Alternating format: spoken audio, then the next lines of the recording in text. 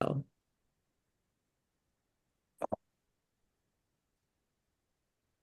All right. Good morning, everyone. Welcome to the Ezekiel Taylor Scholarship Foundation Driving While Black webinar. Thank you so much for joining us. We appreciate your time this morning. If you're on the line, feel free to turn your cameras on so we can see who we're speaking with and have a great dialogue. But feel free to make sure you're on mute so we don't hear background noises and things of that nature. I'm going to mute you as I see you come in. If you're not on mute, I'm going to go ahead and mute you, and then you will need to get off mute if you need to say something. So, yes, please mute. I got you. Okay. All righty. So I am Tanisha Taylor Tidwell, CEO of the foundation. We have some board members on the line. If the board members can hit those thumbs up buttons so I can see you. I see Belma, Sandra, and a few others. Nanette, I see the thumbs up. We have board members joining us this morning. This is a critical dialogue that we want to have with our scholars. Where are our scholars? Can you give us a thumbs up? Thumbs up, scholars. Let me see where you are. I see Hunter. Yes, I see your thumbs up. I see you. Thank you. I see David. Turn those cameras on if you can, so we can have a great dialogue to see you. So we have, our foundation has webinars. We typically do one or two a semester per semester to have real life conversations about what is happening and things that can impact them. Our goal is to educate, empower our students at all times. And so we felt like this conversation stemming off of the Tyreek Hill traffic stop would be a great conversation to talk about police reform, police safety, and how we conduct ourselves. And so I am so happy today to have a few people joining the line with us that will start in this dialogue with us. Tyrone Poole, he's a former NFL cornerback. So happy to have him, a two-time Super Bowl champion. So thank you, Tyrone, for lending your voice and your expertise in this area. We also have Walt Harris, a good friend of mine, a former Chicago Bear. So we love that. So thank you so much, Tyrone, for being on the line as well. And we also have Kandice on the line. Let me see if my thing can hold on. Let me see what's going on here. Oh, nope, that's the wrong. I need to go back a slide.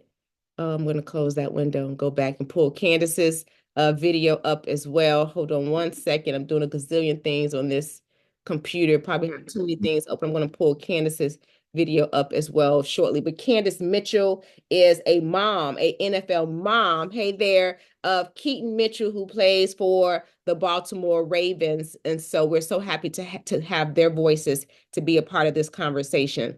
I'm going to put a quick poll in just a second. Look at your screens real quickly. I'm going to do a poll, and you guys just tell me real quickly, just quick few questions.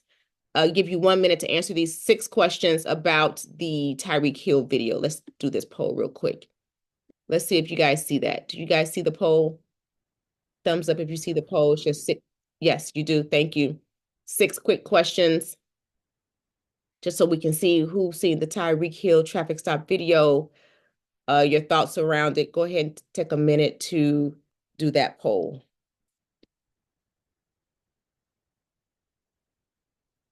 I see results coming in. Thank you so much. These are anonymous results. Anonymous results.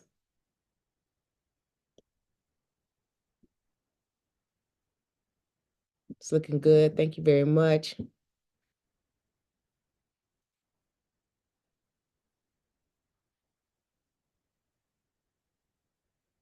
I see the results going in. We're almost there at 100% participation. We'll get it up as high as we can. Please take the poll if you see it. 6 quick questions. I'll give it 10 more seconds. Count you down. Count you down.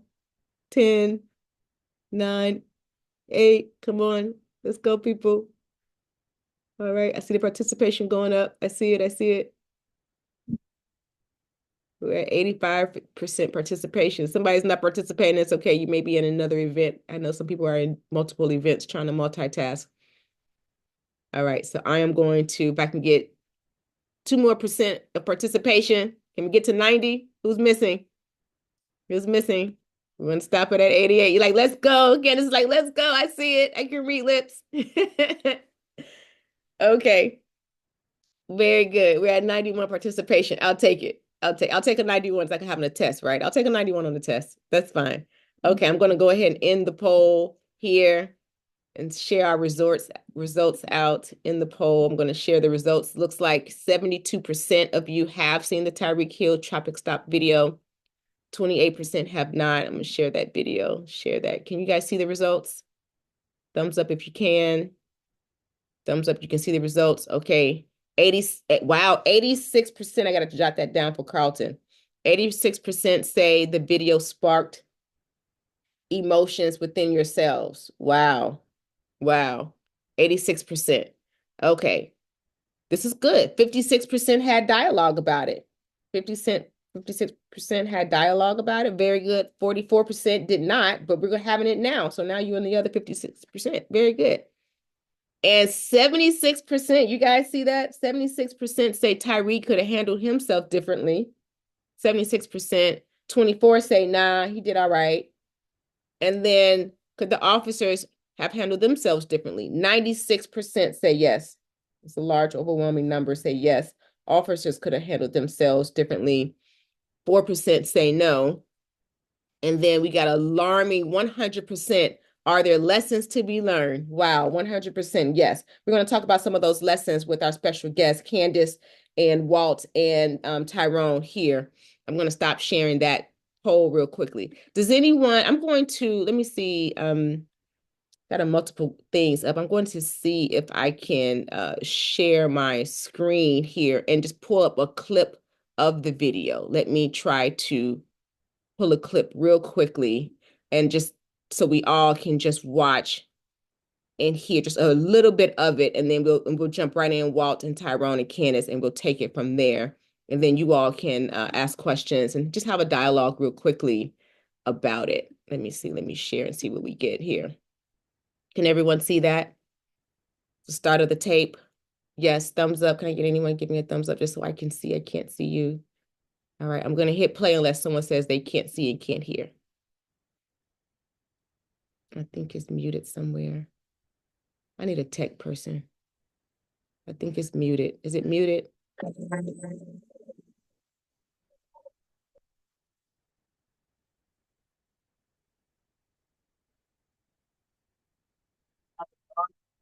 don't you have your seatbelt on? Why don't you have your seatbelt on? Or what?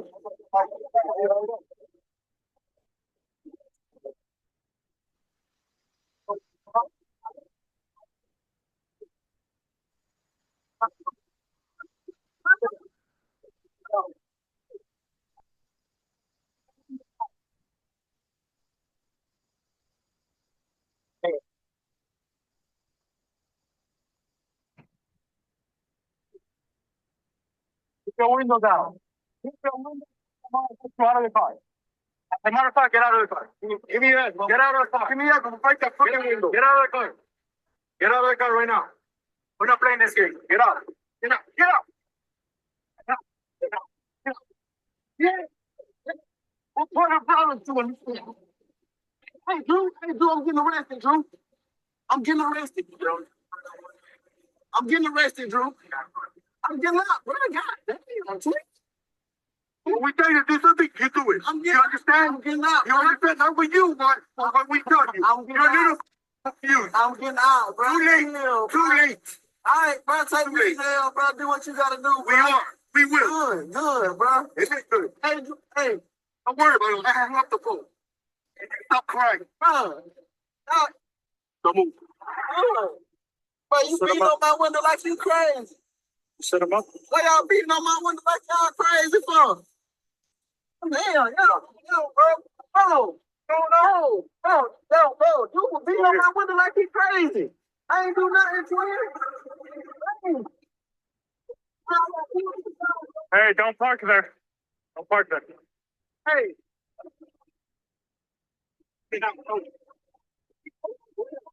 Come on, bro. I just had surgery on my knee. I just had surgery on my knee, bro. I just had surgery on my knee, bro.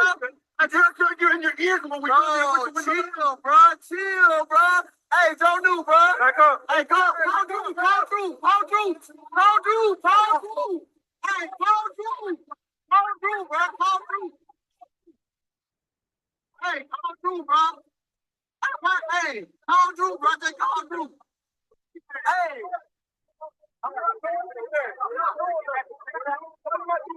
Hey, listen. They get back in the hey, listen, hey man, they got the cops over here beating on them, man. They over here beating on them. Listen, don't park there, man. Just get in the car. Just get in the car. Hey, get in the car. You're parked at the middle of the street. Okay, I'm going to stop it there. We're about 3 minutes into the tape. It's much longer. You guys probably have seen it everywhere I watch it, I get a little teared up, and I don't know if it's the mother in me. I think I'm going to start with Kandice. As the CEO of an all-male young Black male scholarship foundation, our goal is to provide scholarships, provide mentorship, life skill programming to help our young men to show up positively in society. That's the goal. And this is very hard for me to watch because I always say I have the one child that I birthed, Aiden, who's a teenager. And then I have all of you all on the line who are our scholars. And I consider you my children as well. We're the village. And when I see that, I went into CEO, mama bear mode, and my heart broke because I was thinking, what are we teaching or not teaching our young men to how to show up in society? Granted, the cops were out of line, out of order, absolutely. But at the same time, where do we have mirror moments that we take a moment to look at ourselves and say, what are we teaching our young people? And what are our young people understanding? What is their expectations when they are dealing with other people, teachers, police officers, adults? How do we engage them? So I'm going to start with Kandice. Kandice, you are a NFL mom. You have raised Keaton to be a fine young gentleman who's now playing with the Baltimore Ravens. Tell us, how did you feel? What were some of your emotions? Just watching the video again, which, like you said, I've watched it multiple times, and every time I watch it, it just breaks my heart. And like you said, it could be the mother in us where, we just want to jump in and save another young man in such a such a critical situation, and unfortunately, a lot of people don't make it home from just a simple traffic stop. But it definitely broke my heart just watching it. And as a mother, I think that's why it's so important, even as a parent, even if you don't have kids, I just think it's our responsibility to reach out to these young Black boys and just give them the tools that they need to be able to respond in these situations, to avoid the conflict, to comply. Just close your mouth because you want to get home at the end of the day. You want to get home.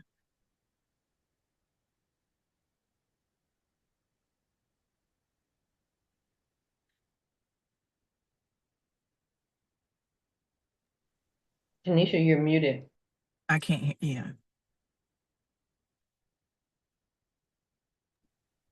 We can't hear you, Tanisha.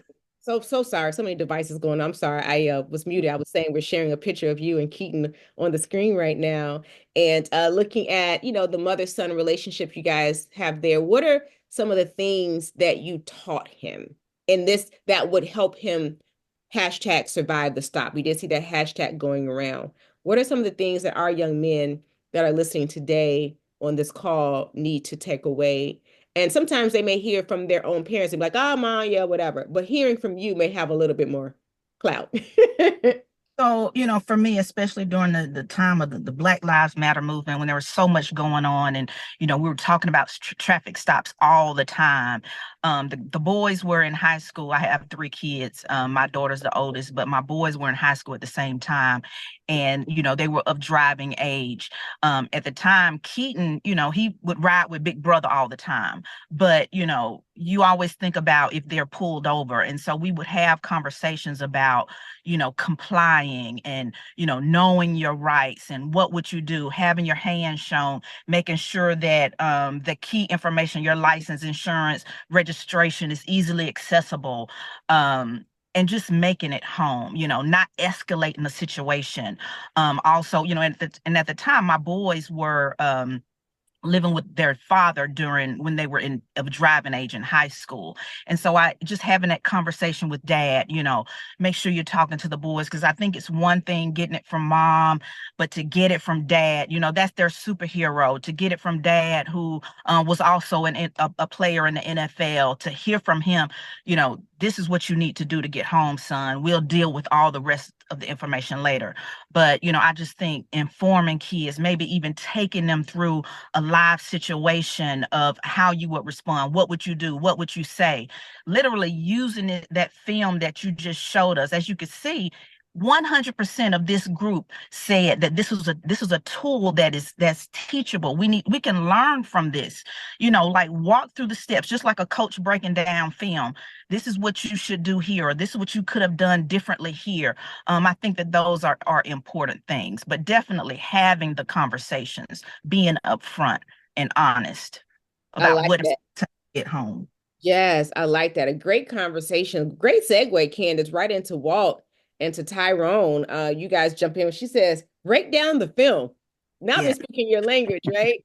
Well, I'm gonna start with you. Break down the film. What did you see? I mean, as a former NFLer, Chicago Bears, like, did you see ego? Like, what did you see? Like, we didn't teach him. What did you see? I mean, we know what the cops did wrong. We know that, but from a Black male perspective and from a person who's lived this life of being in the limelight, because he had a valid point. He kept his window up because he didn't want the limelight on him too, right? He didn't want people seeing who it was in the car. So I do give him a couple points for that as well. What do you think? Break down the film. Yeah, I appreciate that. Thanks, Tanisha, for having this. Thank all of you all for just being on to have this important discussion, really. From, just looking at this, I try to sit back and try to make sure that I don't assess situations too fast with emotions. I try to go back and rewind the film, and just being a man of faith and just understanding the game itself. One of the things that stood out to me, and I tell my son this all the time, and there's a scripture that says a soft answer turns away wrath, but a harsh word stirs up anger. And so I tell him this, you have the ability to change the course based on how you respond to the situation. And so many times I talk to young men all the time that young men, we are in a role to lead. We got to be leaders. And leaders have to be accountable. Leaders have to be those individuals that understand discipline. And one of the things that stood out to me, there was a lack of discipline that Tyreek displayed, maybe not on the field, because obviously he is great at that, but off the field, in the world, he didn't operate discipline. And that's understanding, learning how to follow the rules. When you look that word up, discipline, that means learning how to abide by the rules. And so when you're playing the game as a professional athlete, when you're playing the game, there's no way in the world that you can think that you can hold, pass interfere, or jump off sides without there being a penalty, without you understanding that there are rules to the game. And so I think when I assess the situation, I definitely believe that there were some things that we can always do on the very forefront. We have the ability to change the course based on how we respond to the situation. Of course, the officer could have acted a whole lot different, but I believe that based on how you realize and take accountability, we play the game, we understand, hey man, you got to be accountable. You got to recognize that you were stopped for a reason. Most of the time, you're stopped for a reason. And so he was speeding. So if you can operate with a level of humility to say, you know what, I was speeding. I apologize. I'm sorry. I was trying to get here. Many times I've been stopped for the past 3 years, maybe 3 times by a cop. And one of the first things that I realized that I made a mistake. I knew I was wrong. And if you can start off with that, with a little humility, I believe that you can turn away a harsh response from the officer or anyone in life. It's just a principle. I'm gonna throw a hard one over at Tyrone because I see Sandra put in the chat, and feel free to utilize the chat to put your comments and questions in the chat because I am reading them. Tyrone, I'm gonna toss this over to you because she said in the chat, sometimes you get a bad officer. You can do exactly what Walt just said. Sandra is a Bible believing faith-filled Christian who I'm sure has soft answers as well. But she's saying, sometimes you will encounter that trigger happy cop or a cop with the attitude or a cop with the shrug on the shoulder. What do you say to that, Tyrone?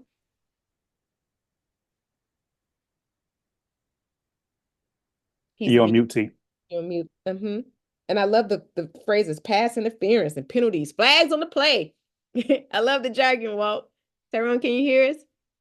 Sorry, I was on mute. Yes, I'll take a stab at that question, but then I want to go back to the original question, which I think we all are saying pretty much the same thing. So what I advise people to do who are listening, listen to everybody's experience, but make sure you extract the principles of what people are saying. And I think that's what we're missing. We are so in tuned to our experiences that we are forgetting the principles. And I'm a firm believer that principles, if you do them, they ensure that you will win in the end. And if you don't do the principles, they will ensure that you will lose in the end. So again, we all gonna say the same thing. Now, I hope my first expression answered the question, the first question that was proposed to me. Now I'm gonna go back and just touch very quickly. We all again said the same thing. You got to know the rules of the game, right? Is what we calling it. When you go to the airport, you go through TSA. You got to understand that TSA, even though they are hired security, there's certain things that you have to do, rules that you follow that they operate from that maybe if you go into a sporting event, right? So all I'm trying to say is you got to understand the difference. You got to understand the situation that you're in. Since we all play sports, right? When our offense is playing in snow, they don't run the same way or go at it the same way when they're playing in 80-degree weather and the field is dry. So what I think sometimes we as people, we, like Walt alluded to, we don't want to humble ourselves. Feel like when somebody tell us to do something in a way that we don't perceive it correctly, we think that they're trying to embarrass us. They're trying to take our power away. So we have to react in a way to get my power back. When in reality, I just believe if you know that no one can take your power, then you can handle any situation. But again, knowledge and its proper use wins battles. And I don't think we got enough people who and I really believe what I'm about to say, and I'll end with this. Knowledge and its proper use wins battles. I think we have people with the right heart that are trying to bring unison to this world. But I'm a firm believer that the students, which we all could be students at one time, we could all be teachers at one time. The student is only as good as the teacher. And the teacher, here's the most important part. The teacher is only as good as the experience that the teacher's been exposed to. So again, I'm careful of who I listen to, the environments that I'm in, because everybody has an experience, but knowledge and its proper use wins battles. So I don't know if that came across clear, but hopefully it answered the beginning of your question and also the second part. It did.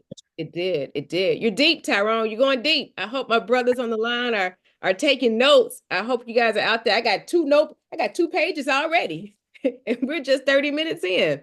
So let me ask, you guys can go ahead and put comments in the chat, questions in the chat. You guys want to ask, this is not the time to be shy. Have this discussion. Nanette, who's one of our board members, Walt and Tyrone, says her father was a Chicago police officer. Wow, for 30 years, from 1966 to 1999. He said that a lot of times it depends on the mood of the officer. Addressing someone, as Walt said, in a humble way or a calm manner could help sometimes. What do you say to that, Walt or Tyrone? You want to take that? No, I totally agree. Really, again, just pretty much going back to what I was saying. we have to, just not only look at this particular situation, but it's relative to even relationships of parents, relationships of siblings, relationships all aboard, all abroad. And we have to always do like Michael Jackson said, take a look in the mirror many times. And there again, we can control a whole lot of sometimes the response of what comes back. And that's the power in our hands. And so it's important, it's imperative that we realize that, because again, there will be individuals that have bad days. We all have bad days. I have bad days. And we have to look at it, like Tyrone said, we have to look at it from a perspective of getting in each other's shoes and having more of an understanding of what goes on. And so I was upset before in the past when I deal with cops. But when you start learning what they have to deal with and what they deal with every day, they have to deal with people walking up to cars and all of a sudden people just pulling out a gun and shooting them. They're already on alert. And so when you get understanding and get wisdom, it helps you to have a better perspective of the situation. So that's what I have to say to that. T, I don't know if you got something. Yeah, I'll just add a personal situation. And again, it's all about how I handled the situation. I kept my power. I never let the police officer take my power, even though he was trying, but I held on to it. I stayed calm. I knew the situation, right? Like I said, an offense playing in snow does not handle the situation the same when they're playing in 80-degree weather. So I understood the situation well. What happened to me when I was playing with the Indianapolis Colts, and I got pulled over, and the police officer came up, and I had my window already down.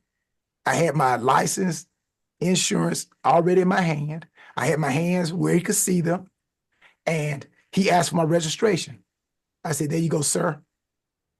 And he looked at it. He went back to his car, came back, and he told me, he said, "Do you have any guns, drugs in the car?"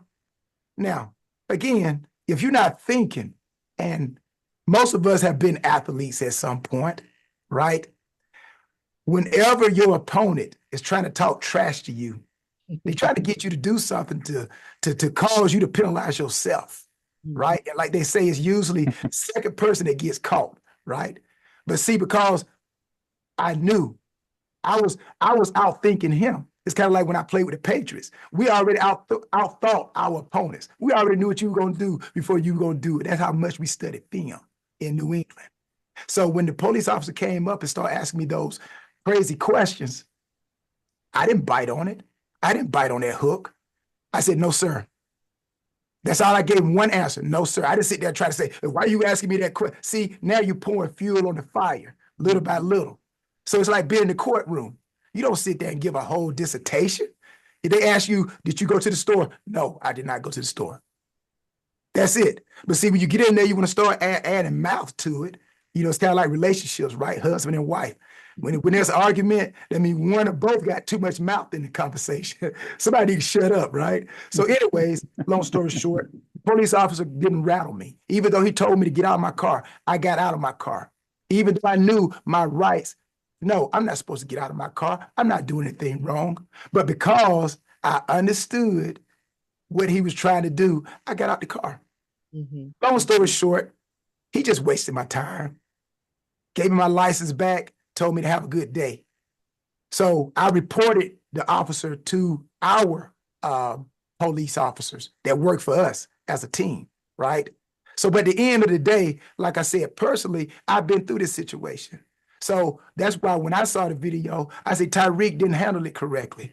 Sometimes we as athletes, we let our cockiness, "Oh, you don't know who I am. Why are you pulling me over, man? I play for the Dolphins. I play for the Cowboys. I play for the Eagles. I play for whoever." I've seen guys that have that type of cockiness, right? And like Walt said, all you're doing is adding fuel to the fire. Just be humble. Your job is to lead a situation without harm. So that's how I look at it. Sorry for explanation. No, this is good. This is good, Tyrone. You're excellent. I want to bring in my situation and bring Kandice back in this conversation. I'm going to let attorney Carlton is getting on the line too, because he's got some fun activities for us to do when we talk about rights, because you mentioned rights. Like, do you have to get out of a car? Do you have to allow someone to search your car? We want to educate our young men, know your rights, and also be humble. You are a two-time Super Bowl champion, and you're talking about being humble. You can be humble in every situation. Here's a situation that I was in, and my mom is on the line, and she doesn't even know all this story. So I'm spilling the tea to my Uh-oh. mama, but she doesn't know this, right? She doesn't know. My senior year of college, I went to undergrad, Clark Atlanta University. So HBCU, if you see the sweater, shout out to all the HBCUs. But and I was going to class, and I was dressed cute this day. I remember this day like it was yesterday, more than almost 30 years ago. I had on this silver blouse, this blue skirt. I wanted to be a television reporter, so that was my day to do my television reporting. My cameraman was waiting on me, and I was late to where we were supposed to be to do our story for an assignment for class, and I got pulled over. And at the time, so this was 97, I had a brand new 1998 Nissan Altima. So, I thought I was fly, right? Brand new 1998 Nissan Altima, and it's 1997, my senior year. I'm like, oh, I'm doing it, right? And I was so angry. I was angry because I was mad. I was angry because I got pulled over. I was late to class. I needed to get to where I was going. And I just thought to myself, there are so many things happening in the city of Atlanta that you could be really policing. Policing a college student going to class with a 3.8 GPA, you're wasting your time, sir. And I made the mistake, and I told him that. Oh, boy. Tyrone, I was not humble. That was the wrong thing to do. I was so upset because I told this man, I read him his rights. He was supposed to be reading me my rights, and I read him his rights. And I told him he was a terrible officer. He was terrible at policing the community. He's picking on people, and my mouth just got me in trouble. He got me in trouble. So for those of you who don't know, and now my mom now knows, I sat in jail for that. I did. I missed my entire class. I missed my assignment. I missed everything. He cuffed me and took me in. And this is back in the day, 1997, y'all. We didn't have cell phones. There was no cell phone. You know what I had to do? I had to call my apartment to my roommate, who was also in class. I had to leave a voicemail on remember the old answering machine? You had to press the button, press play. You come in the house, listen to see who called you, what messages you missed. I had to sit there until she got out of class, drove all the way back to our apartment in Smyrna, and to play an answer machine, pray that she would play it to know where I was, because no one knew where I was. That did not help me at all. I learned so much. It could have went bad so many ways. And our mouths and being humble and having soft answers and checking our ego, they have a job to do. They're already on edge, and they come up to our window, and then we're on edge and we throw it back onto them. As Tyrone said, we're just doing this. And I'm thankful and grateful that I survived the stop. And so, Kandice, what are we telling these young men on the line? I tell my son, hands 10 and 2, right? I always say, don't reach for anything. I'm not reaching. I don't believe, because my purse and my bags and everything are always in my back seat. So I have no desire to put my hand back there and for them to say, oh, she was reaching for something we didn't know, and then they're trigger happy, and then I'm gone, right? And so I will say to an officer, and I will say, my purse is in the back seat, my book bag, my briefcase, whatever, that's where my license is. Do you mind if I get it? I want to be on camera saying that. I want them to hear it. I want them to know that I am reaching for something that they have asked me to reach for if I haven't already gotten it. So Kandice, what are 3 things as a mom we are saying to these young people on the line right now? I hope you guys are taking notes, listening. What are we saying to them to survive the stop? What are those 3 things? I would say remain calm as much as possible. Try not to escalate the situation. I'm giving more than 3, but I'm writing them down. Make sure your hands are always visible and your documents are easily accessible, and make sure you're saying, I'm reaching for my license now, I'm grabbing my insurance now. But definitely, just to reiterate what you said, keeping that pride aside. And as parents, we know our kids, we know their temperaments. I know Keaton is very mild-mannered. He's not going to say much. But fundamentally, the level of trust that young black boys have with police officers, unfortunately, is very low, and I could hear in Tyreek's voice, call Drew, he's speaking of Drew Rosenhaus, his agent. Those are some of the first people that they want to, reach out to, call my agent. It reminded me of a situation when Keaton was in college and he was involved in a hit and run. He called his mama and he called his coach, and I'm like, did you call the police? And he's like, no. And I had to think about it. My child didn't call the police. He called his mom and his coach, and I'm sure he probably called his dad as well, but me being in Atlanta, not close to North Carolina, my heart broke for my son that he wasn't comfortable enough to call 911 in a situation that he and his teammate had nothing to do with. They had been hit from behind and the person pulled off, and they, the first thing they think of, let me call my parents, let me call my coach. So I called my coach. He knew exactly how Keaton felt. And he said, I'm on the way. I'm going to get there so that I can be there and help him feel more comfortable, when the cops arrive. So, it's just situations like that where kids who are very calm, and they're still just kind of nervous fundamentally because of what's happening in society. Yeah, we're all, we're human. We're human. We're all going to be nervous when we see those lights go up. That's just nature. That's just who we are. So it's just remaining calm. I love that, and having these nuggets that we all can take away from to do not escalate and to have documents and have that sort of thing ready. Well, I appreciate you, Kandice. I appreciate you, Tyrone and Walt. Feel free to stay on the line. Does anyone have any questions for them? I'm going to bring in Carlton, who's our attorney on the line, who does police reform, public safety. He goes around teaching different police departments around the country on these things. And so I am going to, Carlton, if you're in, go ahead and jump in. I'm going to give you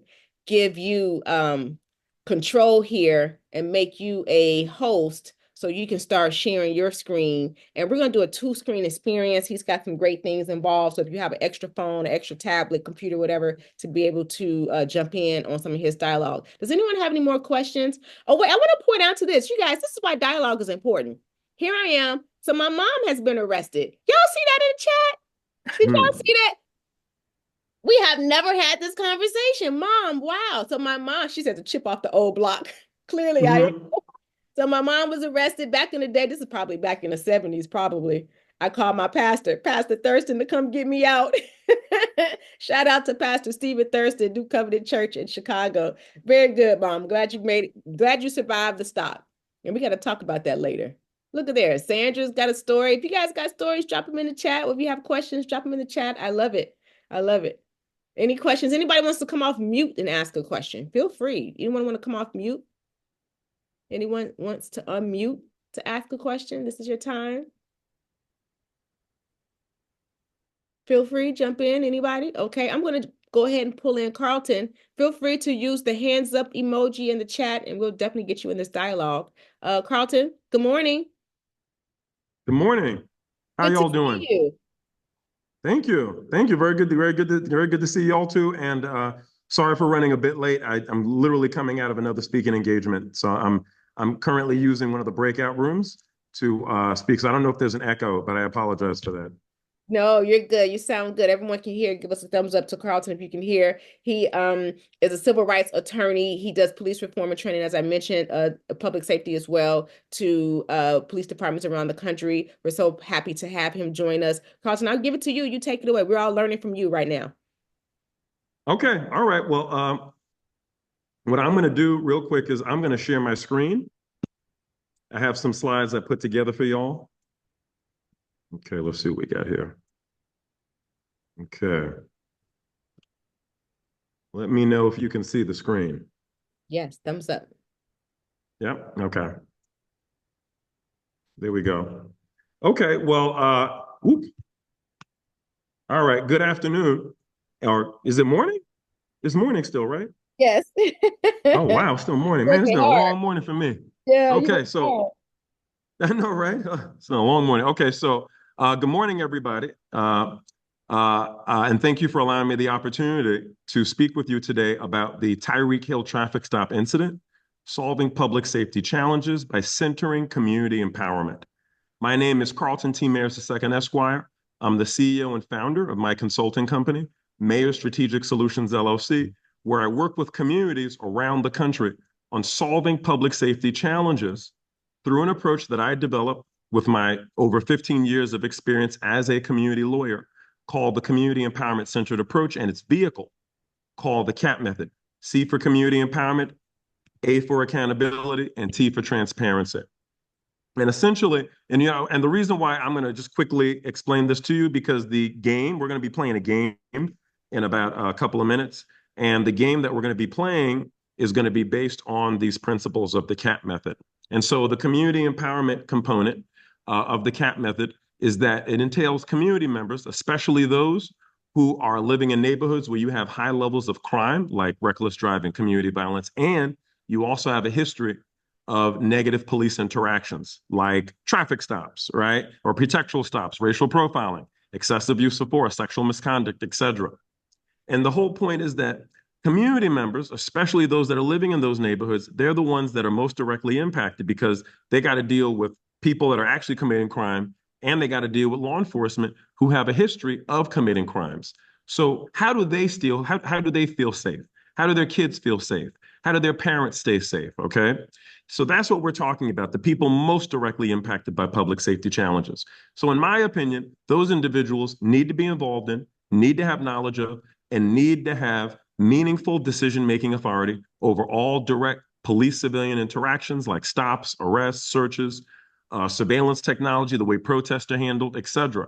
And the reason for that is because the people closest to the problems are also the people closest to the solutions. So if we want to see long-term solutions for long-term problems, then we need the people most directly impacted by public safety challenges to be at the helm of decision-making with law enforcement and other public safety stakeholders like yourselves, working together as one community to support public safety and ensure police accountability through more so proactive rather than reactive strategies. So the next component is accountability, and this involves creating an inhospitable environment for those who engage in misconduct by establishing both internal and external accountability mechanisms. And then lastly is transparency, which I define as the interconnectedness and coordination amongst what I call the four aspects of the community, being law enforcement, elected and appointed government officials. Law enforcement, that includes sheriff's office, state and local police, elected and appointed government officials. This also includes government employees. Community members, this includes direct service providers, community-based orgs, private business, faith-based organizations, etc., and directly impacted individuals. And then last but not least, the local press and news media. So according to my definition of transparency, all four of these aspects of the community would need to work together with equity and inclusivity as one community to support public safety and ensure police accountability through more so proactive rather than reactive strategies. So on that note, I'm going to share a different screen with you because we're going to play this game. It's called Mentimeter. And I have to come out and then go back in order to share it with you. So I'm going to share it with you right now. Okay, let's share my screen again, reshare it. And there it is. Okay. All right. Let me know if you can see the shared screen.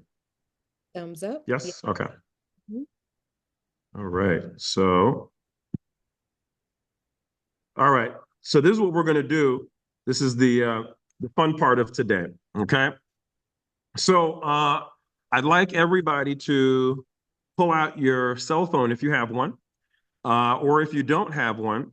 What I would like you to do is to look at the top of the screen and go to www.m like Mary, E like Eric, N like Nancy, T like Tom, and I like ice cream, and Menti.com, www.menti.com, and put in the code 32741688. So what we're going to do is we're going to play a game where What you see here, this question, how does the Tyreek Hill incident make you feel? You're going to see that same question on your phone after you've scanned the QR code, or you've put in that 8-digit code in Minty.com. So please let me know when you are ready. Give us a thumbs up if you're in. If you're in, either use your phone and scan the QR code to get in, or go to Minty.com and put in that number at the top of your screen you see there to get in. Because what we're doing is we're recording your anonymous responses. They are anonymous, so don't worry about that. So we will ask a series of questions, so you got to be in. So we're going to give everyone time. Give us a thumbs up, or just say in the chat, I'm in. Just in the chat quickly. I'm in, I'm in, I'm in. Let me just see that real quickly. I'm in. Can you put the code in the chat? Yes. I can't see the code. Let me move my screen down. Okay. So you guys should be at menti.com. That's where you should be. And then your code is 32741688. All right. It's in the chat. The code is in the chat. 321688. And we got people submitting. Excellent. So I'm going to put a timer on for let's say 2 minutes for people to respond. If you're having a problem getting in, please, like, I guess, I don't know, raise your hand or say something. Say something in the chat. I got my eye on the chat.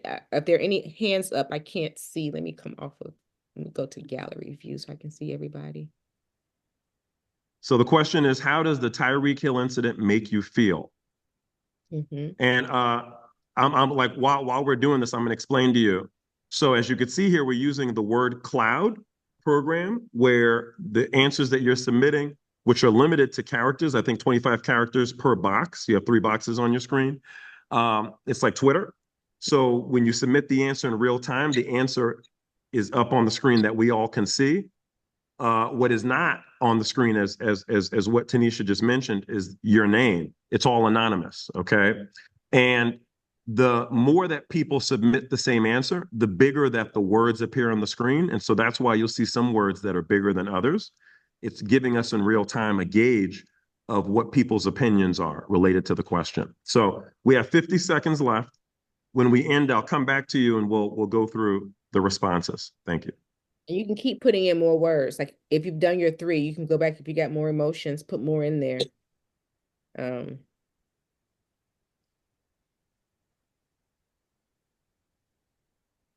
Yeah, 30 seconds.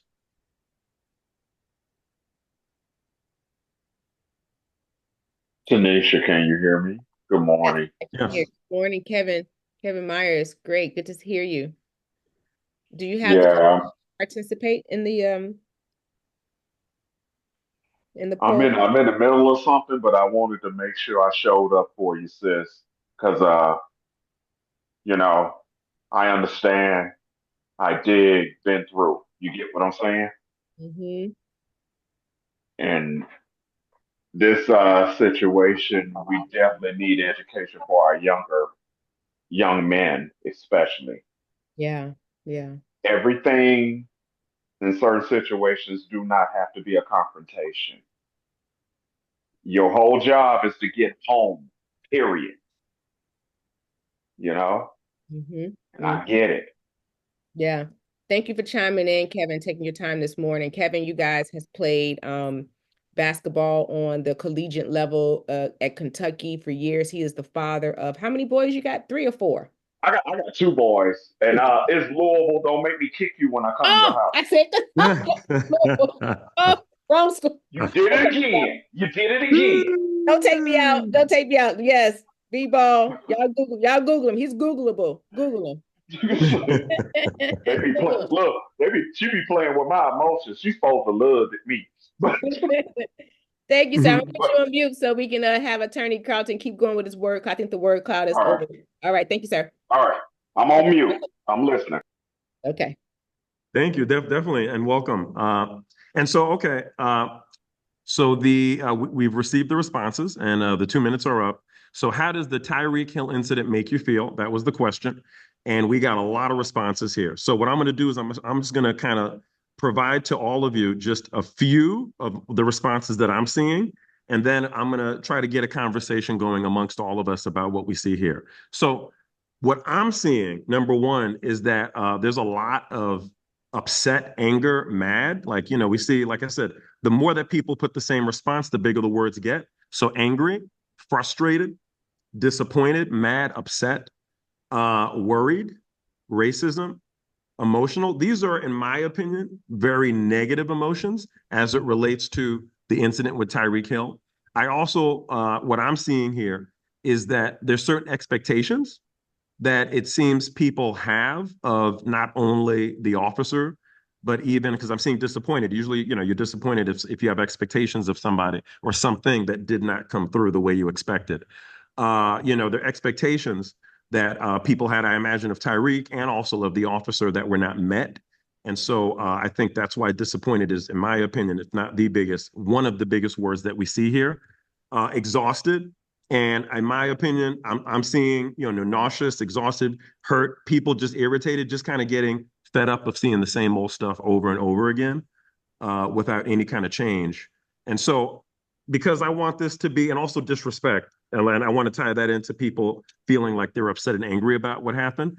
Now, I'm going to say, in my opinion, I think that it goes both ways, that I think that there was wrong done on both sides, and I could see people having issues with both parties involved in the incident, being both Tyreek Hill and the officers involved, and all of this stuff we're seeing here relating to both of them.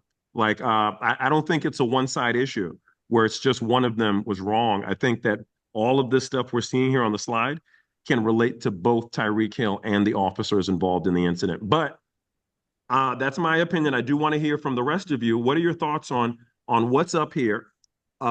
Is there anything up here that you think it should not be up here, or maybe something that's missing, or maybe you want to respond to what I said, or maybe you want to say something else? But, you know, let's hear from the audience. Excuse me. I wanted to know what was the reason for his stop. I think I might have missed that. Speeding. So speeding, yeah. That was Timothy. Say your name when you jump on that. I think that looks like my name is Timothy James. In your school? I'm from Alabama A&M. Oh, Bulldogs. Okay. Thank you, Timothy. Thank you. Questions? Anybody? Feel free to use the chat. Come off mute like Timothy did. You guys chime in. Any questions, thoughts?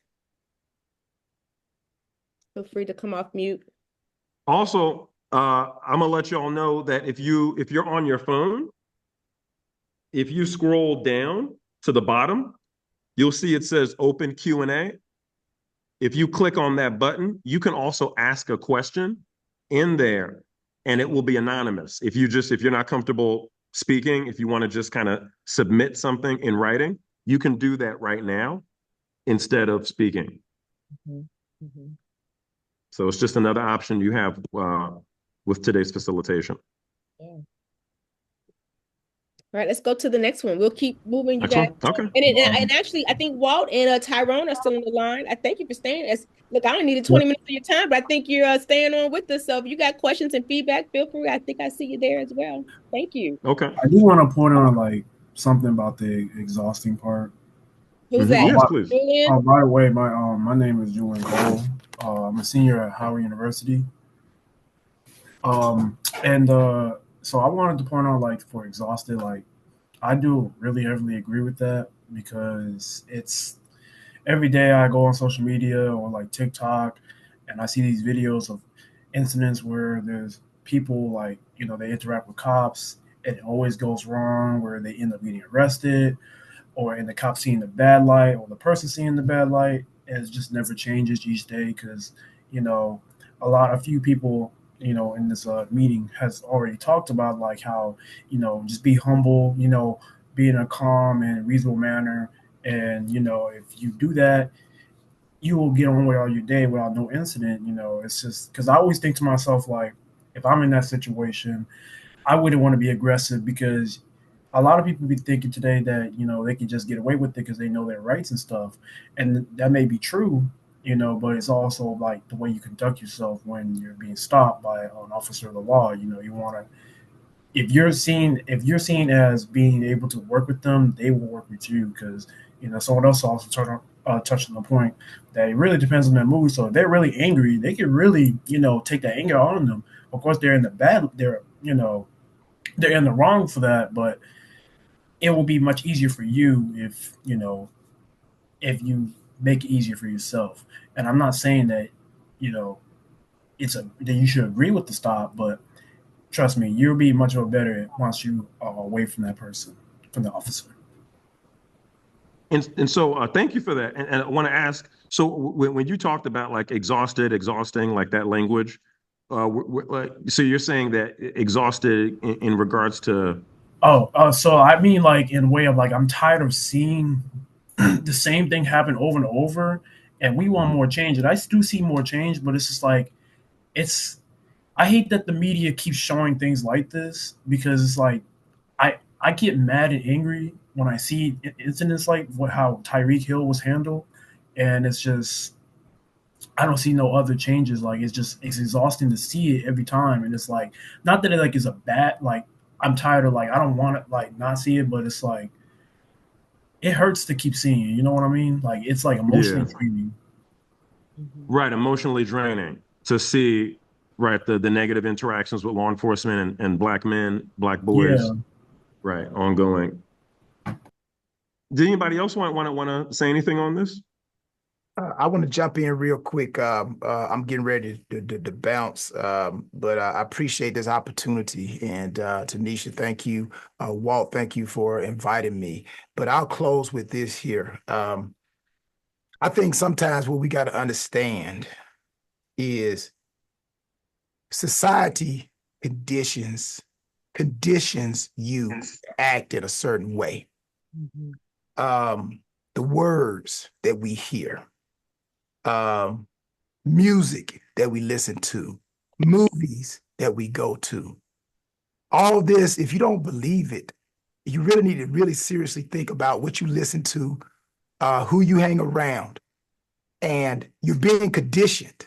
I'm like, you're being conditioned to act negatively. I think earlier, Tanisha said, when the police lights come on, we all get nervous. We've been conditioned to get nervous. So this is why it's very vital to have the right teacher talk and give the students the right information from both sides.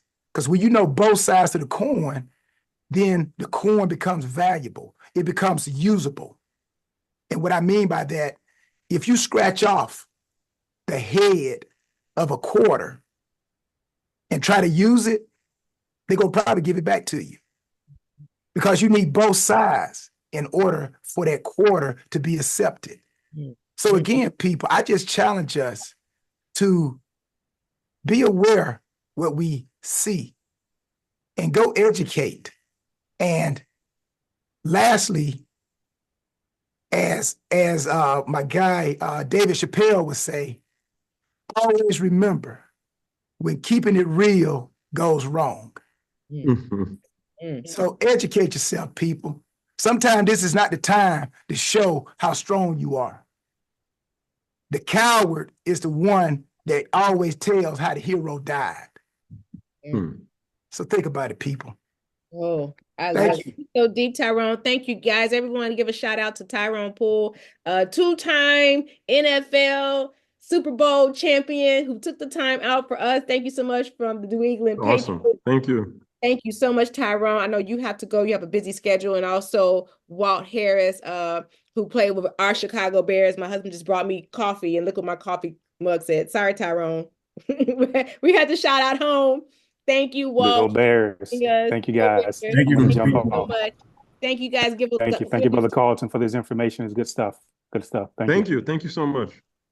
Yep. Thank you. All right, you guys, thank you. We got to let the NFLers go. They're busy, but Carlton's still with us. We got a couple more questions to go through for these word clouds. So we're going to get through these word clouds, and we're going to honor your time. We'll be done at 12:30 as we promised you. So let's keep going. This is good. Okay.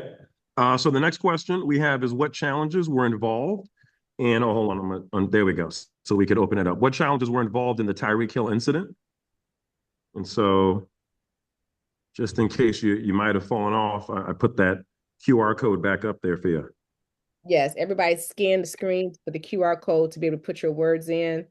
If you And can't, unless your screen is already on it, you could just submit your answer. yes. For any latecomers, anybody just joining in, we're on menti.com. The code is 32741688. I'm putting it in the chat. If you can't scan the QR code, you can go to that website and put your words in that way. All right, let's get some more responses in there. You can put multiple responses in. Even if you put your 3 words, you can go back and put more words. Yeah, I'm gonna give you all 2 minutes. So you have 2 minutes to put in some responses. I really appreciate y'all doing this too. This needed to be discussed, counselor. Thank you. Thank you. Yes, I'm being honest right now. As like Walt, I know Walt too, and me and Walt went to school. Well, I went to high school in Mississippi. I know Walt did too, and you know we mostly lived in New Orleans. I've seen a lot with cops. You know what I mean? And well, like I said before, we have to understand in that situation when them cops put them lights on us, they are the authority. Okay. We don't need no Kung Fu Joe. Remember Kung Fu Joe? They just shot him up. Remember? I mean, it's the truth. You know, I don't want to see that. And yeah, I'm a father. I'm tired. I'm tired. We see it all the time. But yet, we still have a lot of guns. You dig what I'm saying? Yep. Thanks for the commentary. Very good. We got 30 seconds left to get in this cloud. You guys put your responses in, put more words in. I'm gonna put myself on mute because I got a whole bunch of stuff I'm doing, Tanisha. So I'm still listening, okay? Thank you so much, sir. We appreciate it. No.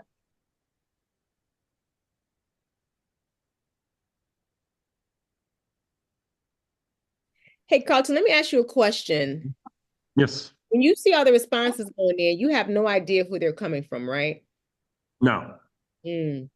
All I know is that they're coming from people who are participating in the audience. I just don't know who. Yeah. Okay. So, the question is, the time is up. Okay. The question is, what challenges were involved in the Tyreek Hill incident? And like I said before, the more that people put the same response, the bigger the words get. So we see police, Tyreek, disrespect, his ego, attitude, speeding. There's a lot here. I even see some, what is it, about use of force, the police use of force. A lot about emotions, defensive emotions, attitudes.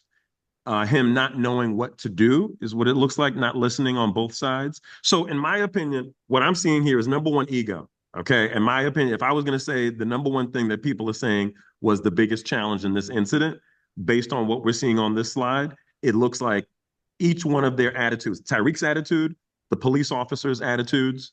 I would also say the communication, because there's a lot here about disrespect, about escalation, him not knowing what to do, not listening. That's all a communication issue. And then the last thing I'll say, because I want to throw it to the audience, has to do with violating like boundaries or like people's, like violations. Like for instance, the speeding itself, which was a violation of law, but then the excessive force, which was a violation of Tyreek's, of his body, right? I mean, here you are putting your hands on me. And I did not, say it's okay for you to do that. So what do y'all think about this? I have some ideas, but I want to hear from you. Is there anything here that you believe is not reflected that should be? Or do you want to say something about what's up here? There's a whole bunch of stuff about ego, so I'd love to hear from some of the people in the audience about what you think about that. I want to hear from our scholars. Where are our scholars? I'm going to start calling you out. Where are you? Just want to make a note. It looked like it was 3 officers. Now, if one pulled him over for speeding, why was there 3 officers present at the time? At the time of the initial stop. Right. So that's a good question. That really comes down to the protocols and policies of that particular police department, because a lot of times law enforcement agencies will require, according to their protocols and policies, that anytime an officer does a traffic stop, that they have to call over for assistance before they engage the person in the vehicle. And they do that mainly to keep the officer safe, because there have been incidents where officers engage vehicles by themselves during a traffic stop, and they might get injured or killed. So that's really just to make sure that the officer is walking into a situation that they don't know what they're walking into, but they still have other officers there to have their back, just in case somebody starts shooting or something else unexpected happens. A lot of times that's why they do that. I'm not saying it's the best approach, but that is usually why they approach because in that manner. it seemed a little intimidating. If I was sitting in the car and 3 officers approached my window, that seemed a little overboard, So yeah. Caleb, who's our student in the line, he's in the chat. Caleb Hardaway is at Columbia in Chicago. He's a senior there, and he's an avid motorcyclist. He has his own motorcycle, so he probably knows. He says, he's asking, do motorcycle police usually ride within groups? Don't they usually ride within groups? Is that true? I don't know the answer to that, Caleb. I don't know if Attorney Mayers knows.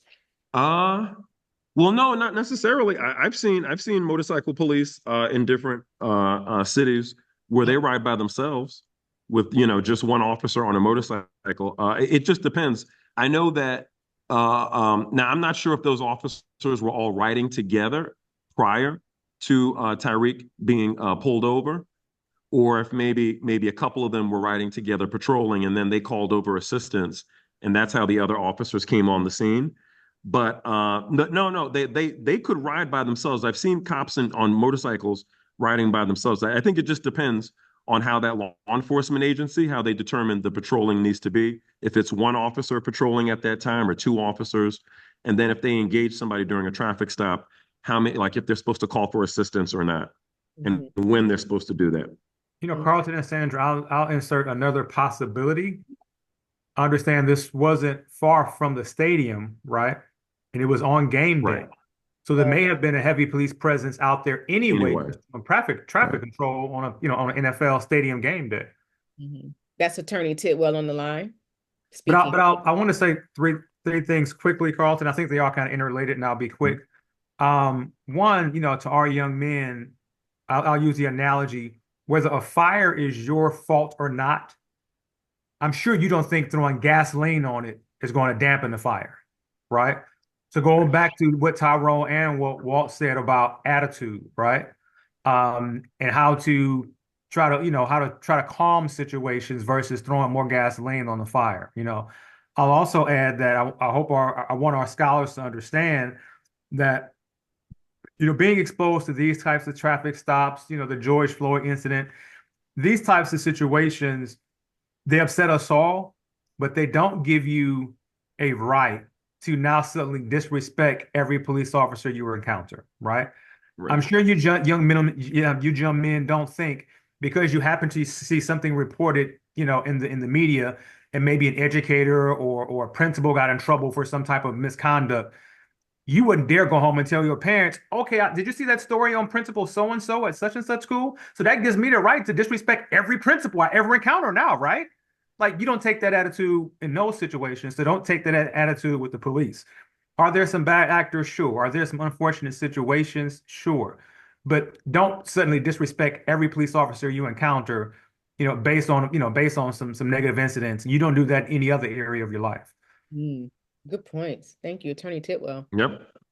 Yep. No, definitely. And it's very important that, because in the case of the Tyreek Hill incident, he definitely could have communicated better. But the way that officer engaged him, I'm pretty sure was not in compliance with the police department's policy. I have never heard of officers being allowed to just open up a car door and grab somebody under those kind of circumstances to take them out of the vehicle. So, like I said earlier, there's definitely wrong on both sides. But at the end of the day, police have the authority. All right. And I think that's something that has been communicated in this call, in this meeting today, just so that, we want to make sure people are going home, is that understand in those situations, police are the authority. They are number one authority. And that you want to make sure you get home. So you have to listen to them and deal with it. Make sure you get that badge number. You make sure you get their name, and then you file that complaint, when you get home. That's the whole point of it. And so you don't do what Tyreek did, in my opinion, which is talking back and giving them an attitude. But then they shouldn't be grabbing him out of the vehicle the way they did either. So it goes both ways with that. But yeah, you want to make sure that you understand police are the authority in those kind of situations, and you want to get home, you want to be safe. So just listen, and then you can get the name and badge number, file that complaint after the fact. Mm-hmm. So I'm going to play timekeeper. We got 15 more minutes left in the session. This is going really, really well. Okay. I know All right. got questions probably, and we're going to okay. Yep. You're doing good. Thank you, guys. This is a great dialogue. One last thing I do want to highlight on something that was said earlier in regards to the officers approaching the car. I think that ties into communication as well, because when we talk about nonverbal communication, in other words, body language, people, they determine how they're going to respond to somebody, not only based on what they say, but also what they do, right? And so, yeah, it makes sense that if you have multiple officers coming into on both sides of your car at the same time, you're probably going to feel intimidated. But like I said, law enforcement, they are the authority in those kind of situations. So it's very important that in those situations, you just do what they say, get the badge number, get the phone number, then you can file the complaint after the fact. And so, all right, so I'm going to move on to the next slide. Okay. Okay. Oh, and we already got some stuff moving on it. Great. So I'm going to give y'all 2 minutes to respond to the question. What are solutions to prevent and address these kinds of incidents? These are good. These are good, Carlton.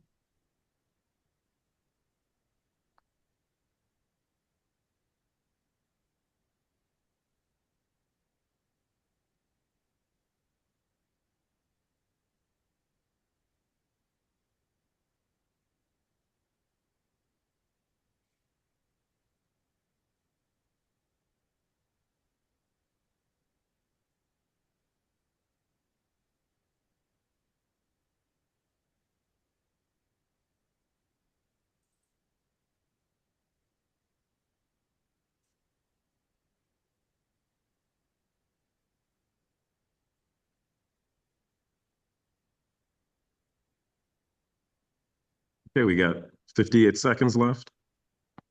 All right, put in multiple submissions. Let's get this word cloud going. Mm-hmm. How are we looking in the chat? Any questions, thoughts, opinions? Let's see what we got. Talking about solutions.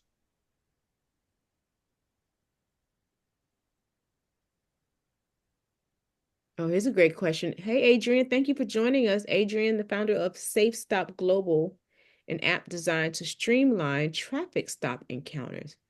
Oh, this is interesting. Drop the drop the website in there, Adrian. Thank you. And the IG for us to follow.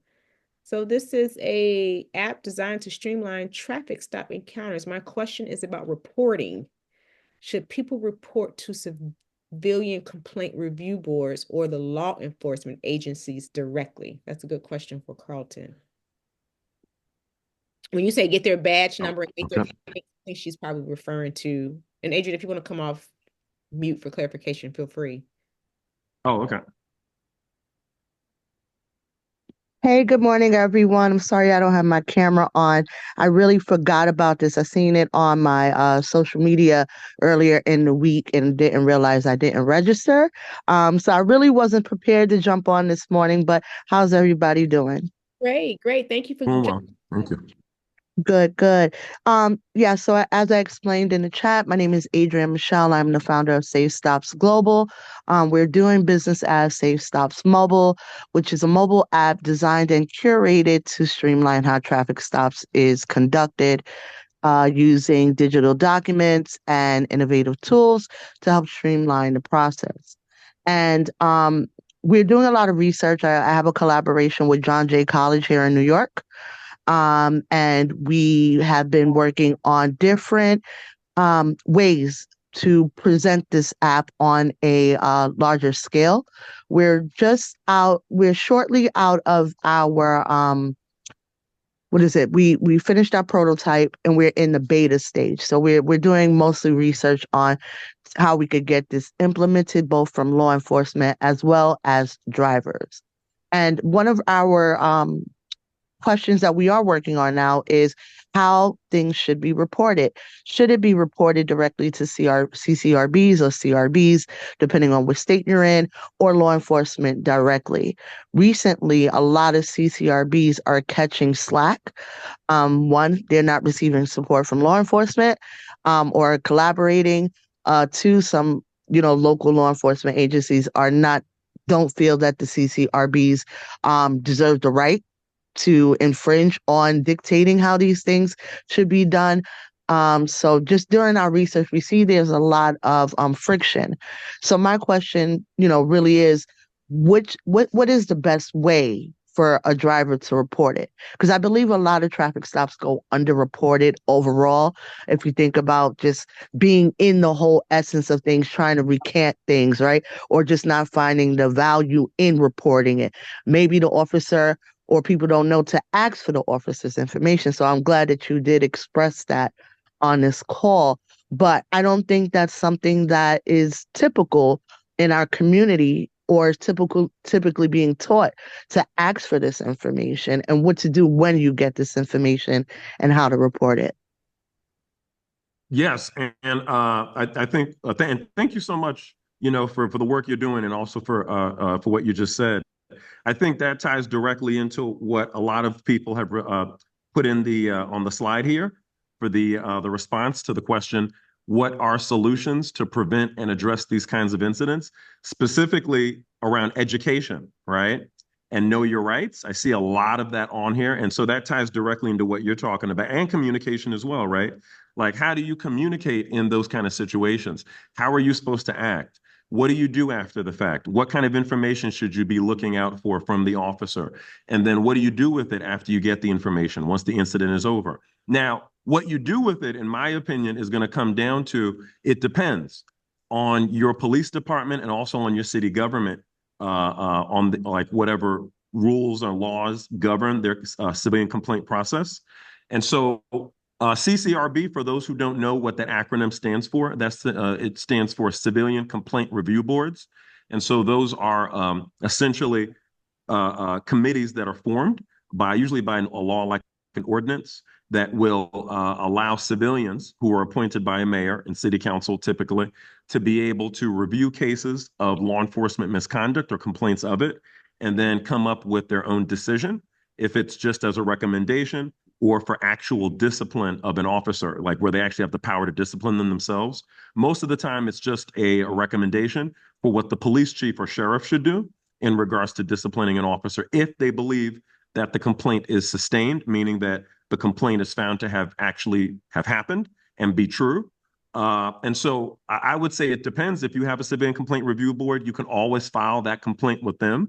That's what they're there to do. But if you don't, most places don't have a civilian complaint review board. I would say file the complaint directly with the police department. You should always do that just to have the record. You should always file the complaint with them because they always have a complaint process. And then if anything, if you have issues with the police department, you could always go to your city government and find out what their complaint process is when city government officials and employees are violating policy under the city government. So, that's my answer and recommendation on that. I hope that's helpful. I did want to go over some of the stuff in this slide, though, if we have time. Got 2 more to go, and we got a few minutes to get them all in. So we're going to move quickly. Thank you so much, Okay. Adrian. We're going to hold all comments and let Carlton get through the next 2 questions so we can wrap up shortly here.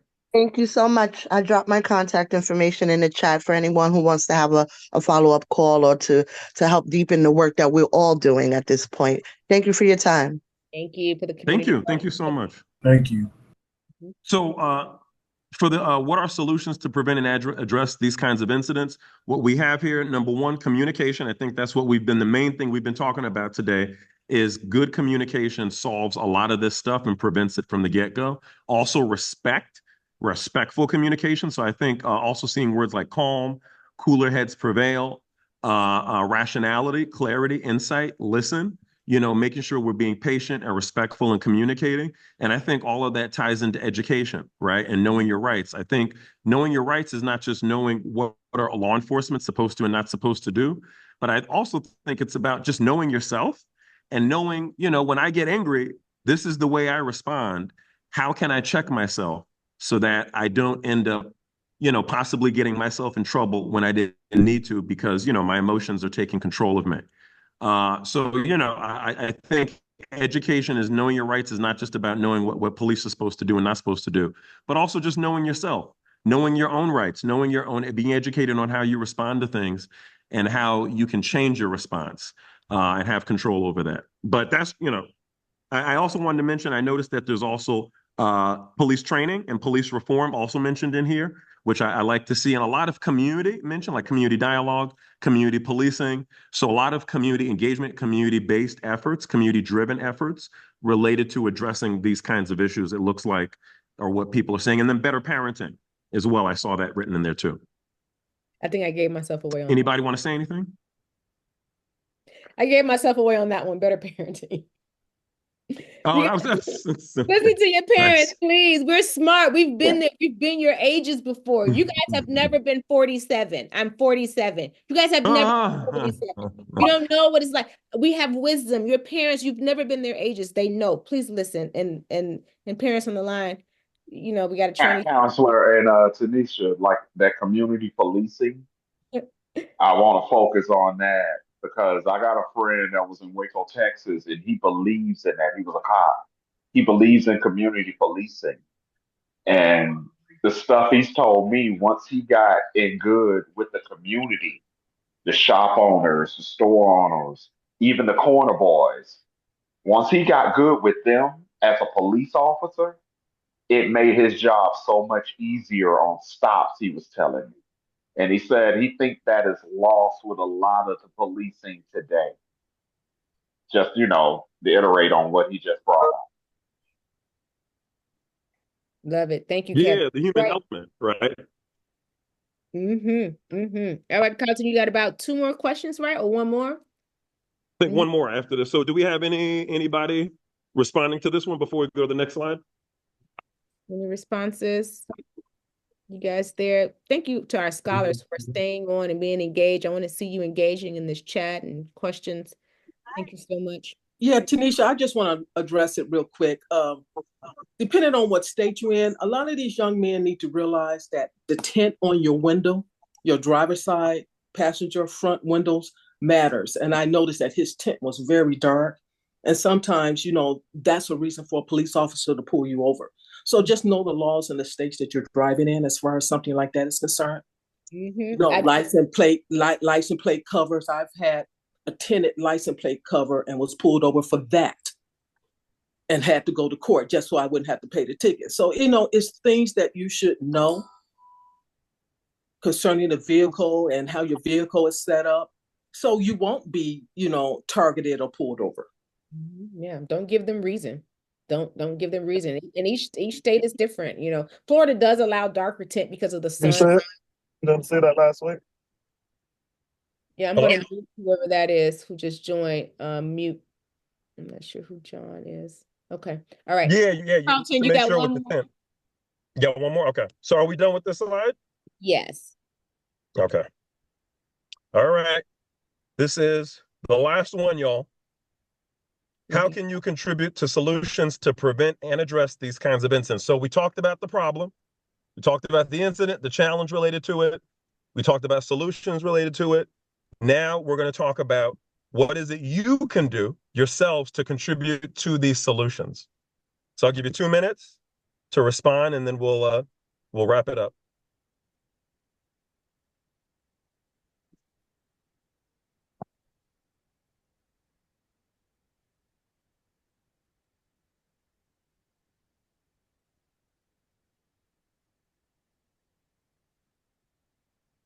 Okay, got a minute and a half. Any other responses? Let's go. We need more responses, everybody. I need all my scholars. All scholars chiming in. I'm about to start checking. Yes, John, we will have a copy of this.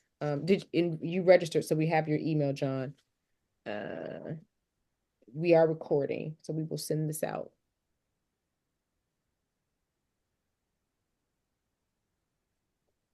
Make sure I can find you.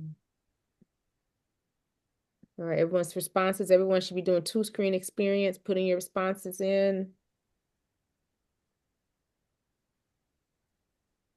Yeah, 49, 40, 48 seconds, 47, 45 seconds.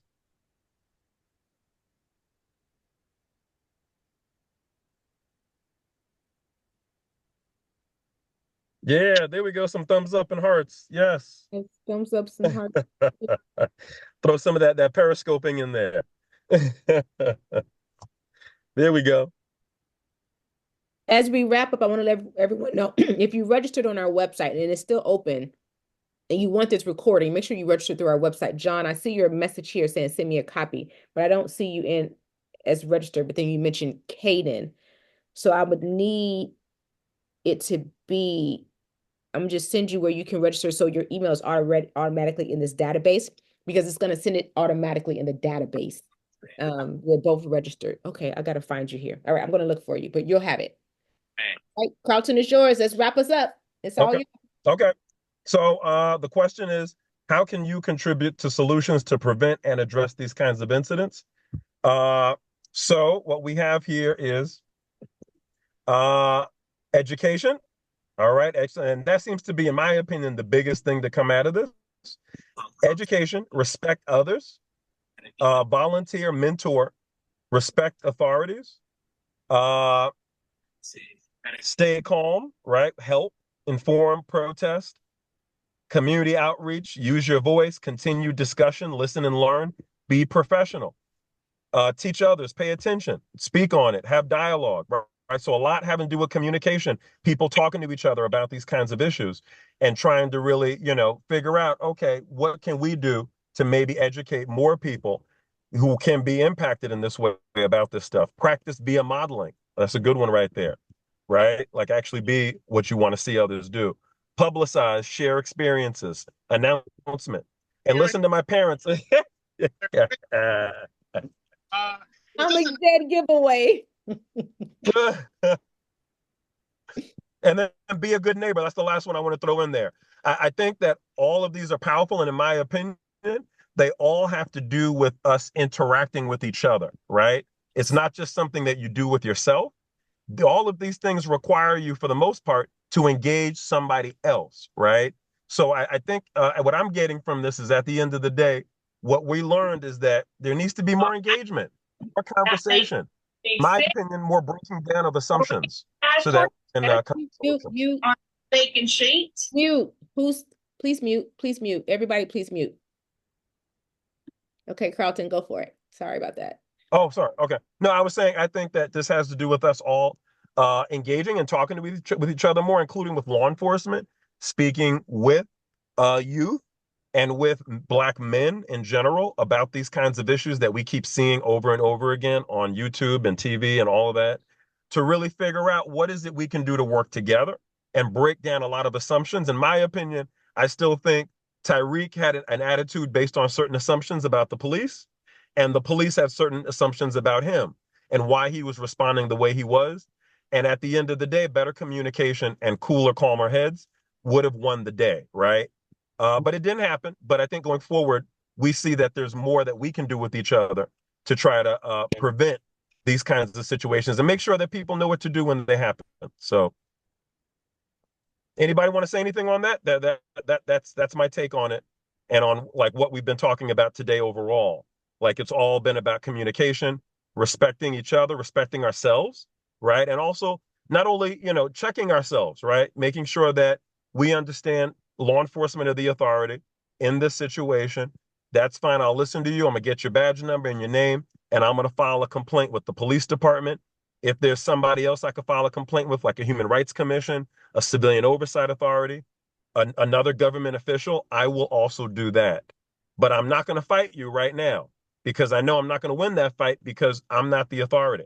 You are. So That's just, it's just the reality that we live in. But there are laws on the books, the Constitution, that allows us to win another day. We don't have to win that day, but we can win the next day. So you got to be alive to do it.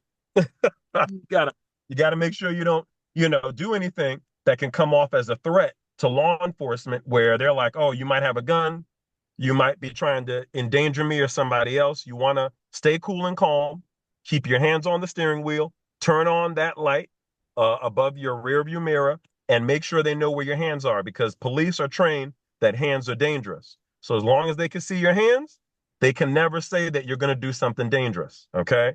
So just always remember to do that and fight the next day. If they do something they're not supposed to do, don't fight that day, fight the next day. Oh, I love it. I love it. Thank you so much, Attorney Carlton. Fight the next day. Stay alive. Hashtag survive the stop. Watch your ego. Bring it down. De-escalate. Get home. And then get your team assembled, your parents, your mentors, community policing groups, and you fight the next day because you're alive to fight the next day. And that's what we want to make sure that's happening here. This has been great information. You guys put in the chat if you've loved it. Let me see some responses. Where are you? Put in the chat if you've loved it, some claps, some thumbs up. Well, real quick, last thing we have to do. Oh, yeah. Last thing. So this is the last question, and it's essentially a survey. So just like what Tanisha said, if you could just go back, onto the Mentimeter and answer this question. What are your thoughts on today's session? You could answer it in a sentence. You could answer it in a word or 2 words. It's open-ended, so you can do whatever you want. But please, I'll give you 1 minute on that one, because I know we're going to wrap it up.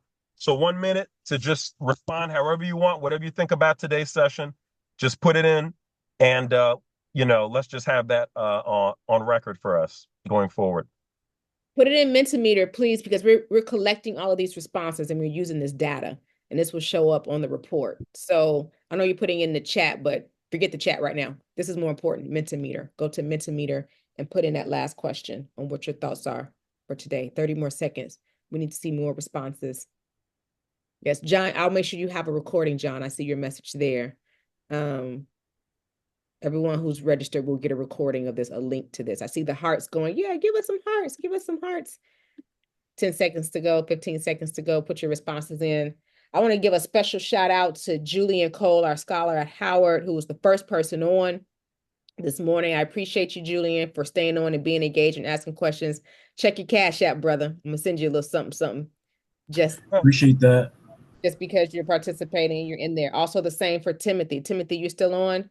Give me a heart or a thumbs up. Timothy, you there? Timothy Yeah, I'm still here.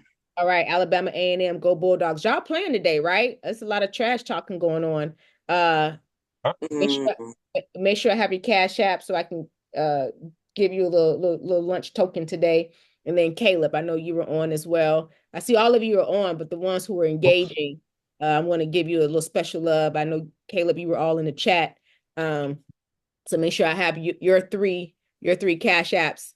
Text me your Cash Apps. I'm lunch on me this weekend for engaging in the manner that you did. I appreciate you. I appreciate all my scholars, but I want to make sure that I encourage you to engage, ask questions, be involved at all times, because you never know when a blessing is coming behind that as well. So you had education and you had blessing all at the same time. We want to thank Walt Harris from the Chicago Bears, who joined us. Also Tyrone Poole, who's formerly a 2-time NFL Super Bowl champion. Tyrone Poole with New England Patriots, and then NFL mom, Kandice Mitchell, who's the mom of Keaton Mitchell, who plays for the Baltimore Ravens. So thank you so much to those individuals for taking time out. It was so important to them to do this, and so they wanted to be on the line.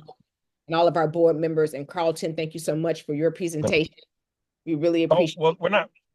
Well, there's one last thing. Yep, go for it. That's why I wanted to wrap it up real quick.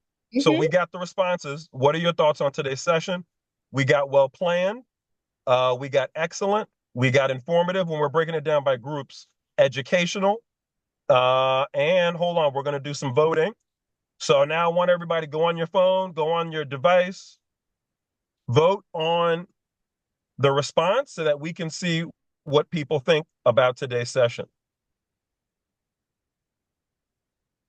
And then that'll be it. That'll be the last one. Can we vote multiple ones? I think you're only allowed one vote. One. Okay, one vote. So you Okay. got to pick, just the one that you like the best. That's hard. All right, y'all voting? Last one. Yeah. All right. Really appreciate y'all having this conversation, man. It was needed. Thank you, Kevin. Thank Thank you. you. It was needed. It was needed. You know. And so, okay, we got the voting results, and well planned is the most popular. And that includes, very well planned and executed. I learned a lot. We got 3 votes on that one. Okay, well, thank you guys. Thank And there you. were some other ones here. Great, awesome, excellent session. Excellent. Want to do this again. Great conversation. Had a great time. Amazing webinar. Phenomenal session. Please do this again. And very informative. This was so informative. Excellent information and dialogue and educational. So those were the responses. And on that note, before y'all go out, just so you have my contact information, I want to make sure you have my contact before we jump off. Here we go. I'm going to share this last screen with you, and then that's it. Thank you so much. Let's see that up Zoom. there. Here we go. Share my last screen. And bam. All right. This is my contact information. If you'd like to reach out to me, and if you're interested in doing more of these kinds of sessions with Mentimeter, you can reach me at my email, empower, the word empower, EMPOWER, at my last name, Mayers, MAYERS, the word solutions.org. So empower at mayorsolutions.org with 2 S's. You could also find me on my company's website, www.mayorsolutions.com with 2 S's. And look me up on LinkedIn, Facebook, and Instagram, Mayor Strategic Solutions LLC. Thank you so much. And look forward to doing more of this stuff with you in the future. Thank you all. Thank you for joining. We honored your time, 1.5 hours, a little bit over, just a little bit, but we think it's worth it. We hope you learned a lot. Scholars, we love you. We're your village. We're pulling for you. We're here. You have attorneys here. You've got media here. You've got so many people. If you're ever in a jam, parents, Easy Taylor Foundation is a village. And we're here to support our young people and to make sure that they're making good life choices. And that even if they're in a jam, we're here to get them out the jam. So thank you so much. We appreciate you all. Have a safe Saturday and an awesome, blessed weekend. Thank you. Bye-bye. Thank you so much, Tenny. Bye-bye. Thank you. you. Thank you, Carlton.